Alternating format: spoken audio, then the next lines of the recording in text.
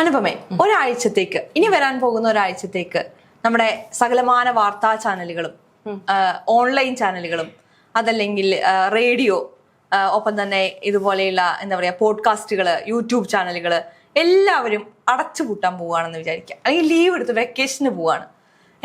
ഇനി ഒരാഴ്ച കാലത്തേക്ക് ഒരു വാർത്തകളും ഒരു മാധ്യമങ്ങളും സംപ്രേഷണം ചെയ്യുന്നില്ല അല്ലെങ്കിൽ പബ്ലിഷ് ചെയ്യുന്നില്ല എന്ന് വെച്ച് കഴിഞ്ഞാൽ എന്തായിരിക്കും കേരളത്തിന്റെ അവസ്ഥ? ആരും ഒരു വിവരങ്ങളും അറിയില്ല എന്നുള്ളതാണ്. ഒരു സ്ഥലത്ത് നടക്കുന്നതോ അല്ലെങ്കിൽ എവിടെയെങ്കിലും സംഭവിക്കുന്ന ഒരു വിഷയത്തെ കുറിച്ച് ആരും അറിയില്ല. അത് അവിടെ ഒതുങ്ങിത്തീരും, അല്ലെങ്കിൽ നമുക്ക് ആ ഒരു പ്രശ്നത്തെ പരിഹരിക്കാനോ അല്ലെങ്കിൽ സഹായം കൊടുക്കുക, അങ്ങനെ ഒന്നിനും നമുക്ക് സാധിക്കാതെ മൊത്തത്തിലൊരു നിശ്ചലാവസ്ഥ വരും എന്നുള്ളതാണ് മാധ്യമങ്ങളില്ലെങ്കിൽ. നമുക്കറിയാം, ഈ എന്തൊക്കെ പ്രശ്നങ്ങൾ നമ്മുടെ നാട്ടിലുണ്ടായാലും അവസാനം പഴി കേൾക്കുന്നത് മൊത്തം മാധ്യമങ്ങൾക്കാണ്. ഷിരൂരിൽ അർജുനെ കാണാതായ സമയത്ത് അഹോരാത്രം പരിശ്രമിച്ചവരാണ് മാധ്യമ പ്രവർത്തകർ. അവിടുത്തെ കാര്യങ്ങൾ നമ്മളെ അറിയിക്കാൻ വേണ്ടിയിട്ട് അത്രയും ദൂരെ നടന്നൊരു ഇൻസിഡന്റ് ആണ്. അത് കേരളത്തിൽ എത്തിക്കാൻ അല്ലെങ്കിൽ മലയാളികളെ അറിയിക്കാൻ വേണ്ടി അവർ ഒരുപാട് ബുദ്ധിമുട്ടിയിട്ടുണ്ട്. പക്ഷെ അവസാനം കുറ്റക്കാരായതും ഇതേ മാധ്യമ പ്രവർത്തകരാണ്. അവർ പറഞ്ഞ ചില കാര്യങ്ങളിൽ ഉണ്ടായ തെറ്റുകളായിരിക്കാം, അതിനേക്കാൾ വലുതായി വീർപ്പിച്ച് കാണിച്ച് ഒരുപാട് തരത്തിലുള്ള എന്താ പറയാ വിമർശനങ്ങൾ ഏറ്റുവാങ്ങേണ്ടി വന്നിട്ടുണ്ട് മാധ്യമ പ്രവർത്തകർക്ക്. നമുക്ക് പാലക്കാട് ഇലക്ഷൻ എടുക്കാം. പാലക്കാട് ഇലക്ഷനിലും ഏറ്റവും കൂടുതൽ പഴികേട്ടത് മാധ്യമങ്ങളാണ്. ഇനി പോയി കഴിഞ്ഞാൽ വയനാട് ദുരന്തത്തിൽ അവിടുത്തെ ആൾക്കാരെ രക്ഷിക്കാനും അവർക്ക് കൃത്യമായി ഇൻഫോർമേഷൻസ് കൊടുക്കാനും എല്ലാം വേണ്ടി മാധ്യമങ്ങൾ കാണിച്ചൊരു ഉത്സാഹമുണ്ട്.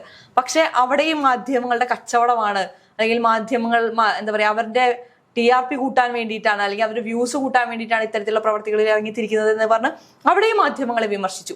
ഒപ്പം തന്നെ നമ്മൾ രാഷ്ട്രീയ പ്രവർത്തകരെ എടുക്കുകയാണെങ്കിൽ ഇപ്പൊ സുരേഷ് ഗോപി മാധ്യമങ്ങളെ കണ്ട അദ്ദേഹത്തിന് ചൊറിച്ചിലാണ്. എവിടെ വെച്ച് മാധ്യമങ്ങളെ കണ്ടാലും ഏതെങ്കിലും ഒരു മാധ്യമത്തിനെതിരെ അദ്ദേഹത്തിന് സംസാരിച്ചേ പറ്റത്തുള്ളൂ, അല്ലെങ്കിൽ അവരെ എന്താ പറയാ പുച്ഛത്തോടെയാണ്. നീ കൈരളിയല്ലേ, അല്ലെങ്കിൽ നീ റിപ്പോർട്ടർ അല്ലേ, പുച്ഛമാണ് അവർക്ക്. കെ സുരേന്ദ്രൻ കഴിഞ്ഞ ദിവസം മാധ്യമങ്ങളോട് സംസാരിച്ചപ്പോൾ പറഞ്ഞ മാധ്യമങ്ങളെ എന്താ പറയാ വല്ലാത്തൊരു രീതിയിലാണ് അദ്ദേഹം മാധ്യമങ്ങളെ കുറിച്ച് സംസാരിച്ചത്. ഏത് ഓഫീസിലും കയറി തല്ലാനുള്ള അധികാരമുണ്ട്. അതെ, നിങ്ങൾ ഈ വാർത്ത നിങ്ങൾ എന്തെങ്കിലും വാർത്ത കൊടുത്തതിന് നിങ്ങളെ ഓഫീസിൽ വന്ന് കണ്ടോളാം എന്ന രീതിയിലാണ് കെ സുരേന്ദ്രൻ പറഞ്ഞു വെച്ചത്. അത്തരത്തിൽ ഈ രാഷ്ട്രീയക്കാർക്കൊക്കെ മാധ്യമങ്ങളെ വേണം, അല്ലെങ്കിൽ എന്തിനാണ് അവർ പ്രസ് റിലീസുകൾ ഇറക്കുന്നത്? ഇതേ മാധ്യമങ്ങൾ പബ്ലിഷ് ചെയ്യാൻ വേണ്ടിയിട്ട് തന്നെയാണ്.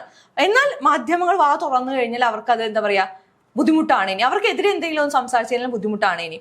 അപ്പം നമ്മുടെ നാട്ടിലൊക്കെ ഇറങ്ങി വീട്ടുകാരോട് സംസാരിക്കുമ്പോൾ ഏറ്റവും വലിയ പ്രശ്നം ന്യൂസ് കൊടുക്കുന്നവർക്കാണ് പ്രശ്നം. ഈ നാട്ടിൽ ഈ സംഭവങ്ങൾ നടക്കുന്നതല്ല, ഇത് ആൾക്കാരെ അറിയിക്കുന്ന ന്യൂസുകാർക്കാണ് പ്രശ്നം. അപ്പോൾ അതിലും നല്ലത് എല്ലാവരും അടച്ചുപൂട്ടി വീട്ടിലിരിക്കുന്നതല്ലേ? അതെ. പക്ഷെ ഞാൻ മനസ്സിലാക്കുന്നതെന്ന് പറഞ്ഞാൽ, ഞാൻ ഇതിനെ എന്താ പറയാ എതിർക്കാണെന്ന് തോന്നുന്നു എനിക്കറിയില്ല. പക്ഷെ മാധ്യമങ്ങൾ ഒരു പരിധിക്ക് അപ്പുറം കഴിഞ്ഞു കഴിഞ്ഞാൽ ആളുകളുടെ സ്വകാര്യതയിലേക്ക് തലകടക്കുന്നു, അല്ലെങ്കിൽ ചില പ്രശ്നങ്ങളെ അവർ എന്താ പറയാ റേറ്റിംഗ് നോക്കിക്കൊണ്ട് അല്ലെങ്കിൽ അവരുടെ ചാനലിന്റെ ഒരു പ്രശസ്തി വർദ്ധിപ്പിക്കാൻ അല്ലെങ്കിൽ അവരുടെ ചാനലിന്റെ വീഡിയോയെ കൂടുതൽ ആളുകളിലേക്ക് എത്തിക്കാൻ പാകത്തിന് ആ വിഷയത്തെ വളച്ചൊടിക്കുന്നു എന്ന് എനിക്ക് തോന്നിയിട്ടുണ്ട്. അങ്ങനെയാണെങ്കിൽ ഞാൻ ചോദിക്കട്ടെ, ഇപ്പോ പേഴ്സണൽ ഇഷ്യൂസിലേക്ക് കടക്കുന്നു. ഇപ്പൊ നമുക്കറിയാം, ഒരു സിനിമാ നടിമാർ ആരെങ്കിലും കല്യാണം കഴിക്കുക, ഡിവോഴ്സ് ചെയ്യുക, കുട്ടി ഉണ്ടാവുക, ഒരു നൂല് കെട്ട്, എന്തെങ്കിലും ചടങ്ങുണ്ടെങ്കിൽ അവിടെ മാധ്യമങ്ങൾ ഉണ്ടാവും. എന്തുകൊണ്ട് അവിടെ മാധ്യമങ്ങൾ ഉണ്ടാവുന്നു? ഇവർക്ക് റേറ്റിംഗ് കൂട്ടാൻ. ഈ റേറ്റിംഗ് എങ്ങനെയാണ് ഉണ്ടാവുന്നത്? ആൾക്കാർ ഇത് കാണുന്നത് കൊണ്ടാണ്. ഇപ്പൊ വാർത്താ മാധ്യമങ്ങളെ ബ്രോഡ്കാസ്റ്റ് ചാനലുകളെ എടുത്ത് മുന്നോട്ട് വെക്കുകയാണെങ്കിൽ ഇവരുടെ TRP കിട്ടുന്നത് ബാർക്ക് റേറ്റിംഗ് അനുസരിച്ചിട്ടാണ്. ഈ ബാർക്ക് റേറ്റിംഗ് എങ്ങനെയാണ് റെക്കോർഡ് ചെയ്യപ്പെടുന്നത്? ആൾക്കാർ എത്ര നേരം അതേ ചാനൽ കാണുന്നു, എത്ര പേര് ആ ചാനൽ മാറ്റി പോകുന്നു, എത്ര വ്യൂവേഴ്സ് അറ്റ് എ ടൈം ആ ചാനൽ കാണുന്നു എന്നുള്ളതനുസരിച്ചിട്ടാണ് ബാർക്കിന്റെ റേറ്റിംഗ് മുന്നോട്ട് വെക്കുന്നത്. അതായത് നമ്മളെ പോലെയുള്ള ഓൺലൈൻ ചാനലുകൾ നമ്മൾ എന്താണ് നോക്കുന്നത്? നമ്മൾ എങ്ങനെയാണ് ഒരു പുതിയ വീഡിയോ എടുക്കുന്നതിനെ കുറിച്ച് ഡിസ്കസ് ചെയ്യുന്നത്. നമ്മൾ ഇട്ട വീഡിയോകളിൽ ഏത് വീഡിയോയ്ക്കാണ് ഏറ്റവും കൂടുതൽ വ്യൂവേഴ്സ് ഉള്ളത്, അല്ലെങ്കിൽ ഏത് വീഡിയോയ്ക്കാണ് ഏറ്റവും കൂടുതൽ റിട്ടൻഷൻ ഉള്ളത്, ഇത് നോക്കിയിട്ടാണ് നമ്മൾ സംസാരിക്കുന്ന വിഷയങ്ങളെ ചൂസ് ചെയ്യുന്നത്. അത് നമ്മുടെ ഓഡിയൻസിന് അത് ഇഷ്ടപ്പെടുന്നത് കൊണ്ടാണ്. ഈ ആൾക്കാർ അത് ഡിമാൻഡ് ചെയ്യുന്നത് കൊണ്ടാണ് ഇവർ സപ്ലൈ ചെയ്യേണ്ടി വരുന്നത്. അല്ലാതെ വെറുതെ ഇന്ന് ഇത് കൊടുത്തേക്കാം, ഇവിടെ ഒരു കുത്തിത്തിരിപ്പുണ്ടാക്കാമെന്ന് പറഞ്ഞു പോകുന്നവരല്ല. പിന്നെ ഒരു അടിസ്ഥാന വിവരവും ഇല്ലാതെ എനിക്ക് തോന്നുന്നു ഒരു മാധ്യമവും ഒരു വാർത്തയും കൊടുക്കില്ല. എന്നുവെച്ചാൽ എല്ലാവരെയും ഞാൻ പറയുന്നില്ല, ചില എന്താ പറയാ തട്ടിക്കൂട്ട് ചാനലുകളുണ്ട്, അല്ലെങ്കിൽ മഞ്ഞ വാർത്തകൾ മാത്രം പറയുന്ന ചാനലുകളുണ്ട്. പക്ഷെ ഒരു ബ്രോഡ്കാസ്റ്റ് ചാനലാണെങ്കിൽ ഒരിക്കലും അങ്ങനെ ചെയ്യാൻ സാധിക്കില്ല. അവർക്ക് അതിൻ്റെതായ ഉത്തരങ്ങൾ നൽകേണ്ട സ്ഥലങ്ങളുണ്ട്, ഒരു എഡിറ്റോറിയൽ ബോർഡ് ഉണ്ട്, അതിനൊരു മാനേജ്മെന്റ് ഉണ്ട്, അതിൻ്റെതായ തസ്തികകളുണ്ട്, അല്ലെങ്കിൽ അവർക്ക് അവരെ മാനേജ് ചെയ്യുന്ന എന്താ പറയാ ഓർഗനൈസേഷൻസ് ഉണ്ട്. അപ്പോൾ ഒരിക്കലും ഒരു അടിസ്ഥാനരഹിതമായ വാർത്തയൊന്നും പോലും, ഇനി അടിസ്ഥാനരഹിതമായ വാർത്ത പോവുകയാണെങ്കിൽ അതിന് കൃത്യമായി അത് പിൻവലിക്കുകയും അതിന് മാപ്പ് പറയുകയും ചെയ്യുന്നവരാണ് മാധ്യമപ്രവർത്തകർ. അപ്പോൾ ഈ ആൾക്കാർ ഇത്തരത്തിലുള്ള കുൽസിത വാർത്തകൾ, അതല്ലെങ്കിൽ പേഴ്സണൽ വാർത്തകൾ, അല്ലെങ്കിൽ ഗോസിപ്പുകൾ ഇത് ഡിമാൻഡ് ചെയ്യുന്നത് കൊണ്ടാണ് അത് അവർക്ക് സപ്ലൈ ചെയ്യേണ്ടി വരുന്നത്. അപ്പോൾ ഇവിടെ ആൾക്കാരെ ഡിമാൻഡ് ചെയ്യുന്നത് കൊണ്ടല്ലേ, ആൾക്കാർക്ക് ഇത് വേണ്ടത് കൊണ്ടല്ലേ. അതെ, ആളുകൾക്ക് വേണ്ടുന്നത് കൊണ്ടാണ്. ശില്പ ഇപ്പൊ പറഞ്ഞ പോലെ ആളുകൾ എന്താ പറയാ, നമ്മളിപ്പം ഓൺലൈൻ ചാനലുകളൊക്കെ എടുത്ത് നോക്കിക്കഴിഞ്ഞു കഴിഞ്ഞാൽ നമുക്ക് തന്നെ ഭയങ്കരമായിട്ട് ഓക്വേർഡ് ആയിട്ട് ഫീൽ ചെയ്യുന്ന കുറെ കണ്ടന്റുകൾ എടുക്കുമ്പോൾ ഇന്ന് രാവിലെ മാത്രമാണെന്നുള്ളതാണ്. അതെ, ഒരു പറ്റം ആളുകൾ അതിന്റെ കമന്റ് സെക്ഷൻ എടുത്ത് നോക്കിക്കഴിഞ്ഞു കഴിഞ്ഞാലും അതിൽ ചോദിക്കുന്നത് ഇതൊക്കെയാണ്. പക്ഷെ അവരത് കണ്ടത് കൊണ്ടാണ് അവർ ആ കമന്റ് ഇടുന്നത്, അവരത് കാണുന്നുണ്ട് എന്നുള്ളതാണ്. അപ്പൊ ആ കാണൽ അല്ലെങ്കിൽ ആ ഒരു വ്യൂ ചെയ്യുന്നത് അറ്റ് എ ടൈം എന്താ പറയാ ചാനലിന് ഒരു ബെനിഫിറ്റ് ആണ്. അപ്പൊ അവരും വളരുന്നു. പക്ഷെ എന്താ പറയാ, ഇപ്പൊ പറഞ്ഞ പോലെ ആളുകളുടെ ഇൻട്രസ്റ്റ് നോക്കിയിട്ടാണ് ചാനലുകൾ പോകുന്നത്. ശരിയാണ്, വീഡിയോസ് ക്യാപ്ചർ ചെയ്യുന്നതും ഒക്കെ. പക്ഷെ ഞാൻ നേരത്തെ പറഞ്ഞെന്ന് പറഞ്ഞു കഴിഞ്ഞാൽ ചില വാർത്തകൾ അവർ വളച്ചൊടിക്കുന്നതായിട്ട് എനിക്ക് തോന്നിയിട്ടുണ്ട്. അവിടെയാണ് പ്രശ്നങ്ങൾ. അല്ലെങ്കിൽ ഈ എന്താ പറയാ, ചില വാർത്തകൾ പാർഷ്യാലിറ്റി കാണിക്കുക എന്ന് പറയുമല്ലോ ചില ചാനലുകൾ, അങ്ങനെയൊക്കെ വരുമ്പോഴാണ് ആളുകൾ അതിനെതിരെ കൈചൂണ്ടുന്നത്. എല്ലാ ചാനലുകൾക്കും നമ്മളിപ്പോ എനിക്ക് അനുഭവം ബ്രോഡ്കാസ്റ്റ് ചാനലുകളെ കുറിച്ചാണ് പറഞ്ഞത് ഞാൻ മനസ്സിലാക്കട്ടെ. അങ്ങനെ അല്ലെങ്കിൽ ബ്രോഡ്കാസ്റ്റ് ചാനൽ ഓൺലൈൻ ആണെങ്കിൽ ഇപ്പൊ ന്യൂസ് എടുക്കുകയാണെങ്കിൽ എല്ലാവർക്കും അവരുടേതായ ഒരു പൊളിറ്റിക്കൽ അജണ്ട ഉള്ള ചാനലുകൾ. ഇപ്പൊ കൈരളി ആണെങ്കിൽ ഇടതുപക്ഷത്തിനൊപ്പം നിൽക്കുന്ന ചാനലാണെന്ന് വ്യക്തമായി അവർ പറഞ്ഞുകൊണ്ട് ചെയ്യുന്ന പ്രവൃത്തിയാണ്. ജയ് ഹിന്ദ് കോൺഗ്രസിന്റെ ചാനലാണ്, ജനം TV BJPയുടെ ചാനലാണ്. ഇതെല്ലാവർക്കും അറിയുന്ന കാര്യങ്ങളാണ്. സോ ഇവരുടെ വെർഷൻസ് എന്തായാലും ഡിഫറെന്റ് ആയിരിക്കും. ഇതിലുപരി ഇപ്പൊ ഏഷ്യനെറ്റ് പോലെയുള്ള നിഷ്പക്ഷമായി സംസാരിക്കുന്നു എന്ന് പറയപ്പെടുന്ന ചാനലുകൾ, ഇവർക്ക് ഇവരുടേതായ എഡിറ്റോറിയൽ പോളിസികളുണ്ട്. ഇവിടെ ഇപ്പൊ ഒരു വിഷയം ഉണ്ടാവാണ്. ഇപ്പൊ പാലക്കാട് മറ്റേ ട്രോളി വിവാദം ഉണ്ടായി. ഈ ട്രോളി വിവാദത്തിൽ ഏത് സ്റ്റാൻഡ് എടുക്കണം എന്നുള്ളത് അതിന്റെ എഡിറ്റോറിയൽ തീരുമാനിക്കുന്നതാണ്. ഓക്കെ, അത് ചിലർക്ക് സലീനൊപ്പം നിൽക്കാനായിരിക്കാം താല്പര്യം, ചിലർക്ക് ഷാഫിയുടെ ഒപ്പം നിൽക്കാനായിരിക്കും, രാഹുൽ മാങ്കൂട്ടത്തിനൊപ്പം നിൽക്കാനായിരിക്കും താല്പര്യം. അത് അവരുടെ എഡിറ്റോറിയൽ തീരുമാനമാണ്. നമ്മുടെ കയ്യിൽ എന്തിനാണ് ഇത്രയും തോന്നുന്ന ചാനലുകൾ? നമുക്ക് ഒരു 3-4 ചാനൽ കണ്ടാലേ നമുക്ക് ഒരു വാർത്തയെ മുഴുവനായി മനസ്സിലാക്കാൻ പറ്റും. ഇത് മനസ്സിലാവാത്തവരല്ല മലയാളികളാണോ? അനുപമ ഒരു വാർത്ത എങ്ങനെയാണ് പഠിക്കുന്നത്? 2-3 ചാനലുകളുടെ ഒപ്പീനിയൻ കണ്ടിട്ടാണ്, അല്ലെങ്കിൽ ഒരു 3-4 വാർത്തകൾ വായിച്ചിട്ടാണ്. കാരണം എല്ലാവരുടെയും പോയിന്റ് ഓഫ് വ്യൂ ഒന്നല്ല. ആ വാർത്ത അവതരിപ്പിക്കുന്ന അവതാരകന്റെ ഉൾപ്പെടെയുള്ള അഭിപ്രായങ്ങൾ അതിൽ വരും. ഇപ്പൊ നമ്മളൊരു വാർത്ത പ്രസന്റ് ചെയ്യാണ്, ഒരു ഇൻഡോർ പ്രസന്റ് ചെയ്യുകയാണെങ്കിൽ നമ്മുടെ അഭിപ്രായം നമ്മൾ അതിൽ പറയാറില്ലേ? അത് തീർത്തും നമ്മുടെ അഭിപ്രായമാണ്. ഇപ്പൊ മനോരമയുടെ പോലത്തെ വെബ്സൈറ്റുകൾ നമ്മൾ എടുത്തു നോക്കിയാൽ താഴത്ത് അവർ എഴുതി വെച്ചിട്ടുണ്ട്, എന്താണ്, ഇത് കമ്പനിയുടെ അഭിപ്രായമല്ല, ഇത് എഴുതിയ ആളുടെ അഭിപ്രായമാണ്. തീർത്തും ഇതിന്റെ എന്താ പ്രശ്നങ്ങൾ വരികയാണെങ്കിൽ, നല്ലത് വരികയാണെങ്കിൽ അയാളാണ് അതിന് ഉത്തരവാദി എന്നുള്ളത് കൃത്യമായി എഴുതി വെച്ചിട്ടുണ്ട്.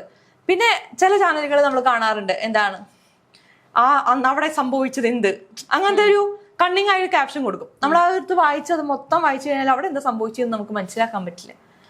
അത് ക്ലിക്ക് ബൈറ്റ് പോലെയുള്ള ഓപ്ഷൻസ് ആണ്. പക്ഷെ നമ്മൾ യൂട്യൂബിന്റെ റെഗുലേഷൻസ് നോക്കുമ്പോൾ ക്ലിക്ക് ബൈറ്റ് യൂസ് ചെയ്യാൻ പാടില്ല. അത് നിയമങ്ങളുണ്ട്. പക്ഷെ ആ നിയമങ്ങൾ തെറ്റിച്ച് ചിലർ ചെയ്യുന്നതാണ്. അതിന് നമുക്ക് മാധ്യമങ്ങളെ മുഴുവനായി പഴിചാരാൻ സാധിക്കൂ?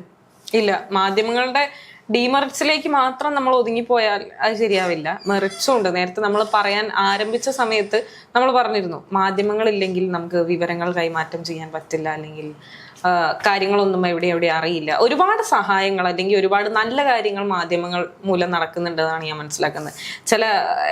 ചില ഇൻസിഡൻസ് ഒക്കെ മാധ്യമങ്ങൾ റിപ്പോർട്ട് ചെയ്തത് കൊണ്ട് അവർക്ക് ആനുകൂല്യങ്ങൾ ലഭിക്കുക, അല്ലെങ്കിൽ അവരവിടെ നേരിട്ടുകൊണ്ടിരുന്ന പ്രശ്നങ്ങൾ അതിനൊരു പരിഹാരം കണ്ടെത്തിപ്പെടുക, സർക്കാരിന്റെ കണ്ണിൽ അത് പെട്ടു എന്നൊക്കെ പറഞ്ഞിട്ടുള്ള വാർത്തകളും നമ്മൾ കാണാറുണ്ട്.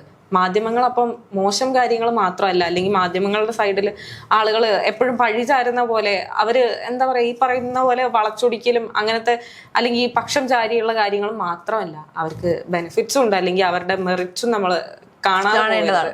പിന്നെ എന്താണെന്നറിയോ, മാധ്യമങ്ങളുടെ ഗതികേടുണ്ട്. ഇപ്പൊ ഒരു മരണം നടന്ന വീടുകൾ, ഞാൻ പണ്ട് വർക്ക് ചെയ്തിരുന്ന ചാനലിൽ ഞാനൊരു ന്യൂസിന്റെ പ്രൊഡക്ഷനിൽ ഇരിക്കുകയാണ്. ആ ന്യൂസ് ഒരാളുടെ മരണവുമായി ബന്ധപ്പെട്ടിട്ടുള്ള ന്യൂസാണ്. ആ സമയത്ത് നമ്മുടെ ഗതികേടാണ് അയാളുടെ ബന്ധുക്കളെ വിളിച്ച് സംസാരിക്കേണ്ടി വരിക എന്ന് പറയുന്നത്. എല്ലാവരും വിചാരിക്കുന്നത് നമ്മൾ വ്യൂസിന് വേണ്ടി ചെയ്യുന്നു. ഇവരത് ഡിമാൻഡ് ചെയ്യുന്നത് കൊണ്ടാണ് നമുക്ക് ആ ഗതികേട് വരുന്നത്. ഈ ആരെങ്കിലും മരിച്ച വീടുകളിലേക്ക് മൈക്കും കുത്തിപ്പോകുന്ന മാധ്യമ പ്രവർത്തകരെ വിമർശിക്കാത്ത മലയാളികൾ ഉണ്ടാവില്ല. പക്ഷെ എന്തുകൊണ്ട് അവർക്ക് അങ്ങനെ പോകേണ്ടി വരുന്നു? അത് ഇവർ കാണുന്നത് കൊണ്ടാണ്. അല്ലെങ്കിൽ ഒരാൾ പറയൂ ഇങ്ങനെ ചെയ്യണമെന്ന്, ആരും സന്തോഷത്തോടെ അല്ല വീട്ടിലോട്ട് കയറി പോകുന്നത്. എത്ര പേര് അതിന്റെ സങ്കടം ഉള്ളിൽ ഒതുക്കിയിട്ടാണ് അവരെ കയറി പോകുന്നത്. എല്ലാ വിഷയങ്ങളെയും മുന്നിൽ നിന്ന് കാണുന്നവരാണ് മാധ്യമപ്രവർത്തകർ. അത് അവരെ മാനസികമായി എത്രത്തോളം ബാധിക്കുന്നുണ്ടെന്ന് ആരെങ്കിലും ചിന്തിച്ചു നോക്കിയിട്ടുണ്ടോ? അതാരും ആ ഒരു പെർസ്പെക്റ്റീവ് ചിന്തിക്കുന്നില്ല എന്നുള്ളതാണ്.